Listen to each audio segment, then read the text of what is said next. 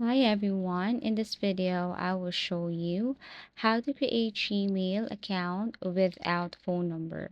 So first things first, you have to go to Gmail sign up or Gmail create an account, and then you have to click the first or second option right here. So let me tap this one, and then since we don't have an account yet, tap on create an account right here. So click this. Wait for a couple of seconds and you will see the option. So you can choose for personal use. You can tap this one. Now you need to enter your name right here, and then for last name, that is optional.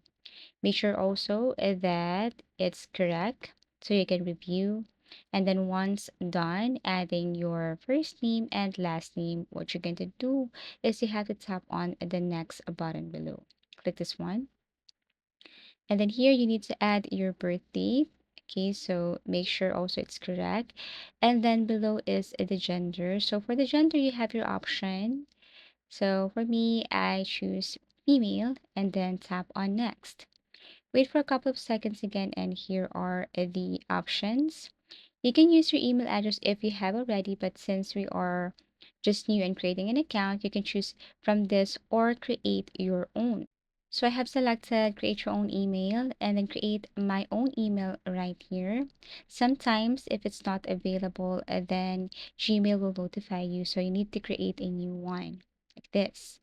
So once everything is okay, then you can now click next. And then here you need to add your password. Make sure it's a strong password. And also you have to make sure that you will not forget this one. You can save this to your note or to anywhere you want. Now, once done, tap on next. And then here it will ask for recovery if you have, but you can also skip this part. And then review information, account info, tap on next. Read the following terms and conditions. And then once done, then proceed. And then after that, you have now created your email address without your phone. So that's how easy it is to create Gmail account without phone number. Thank you for watching and see you again in our next video tutorials.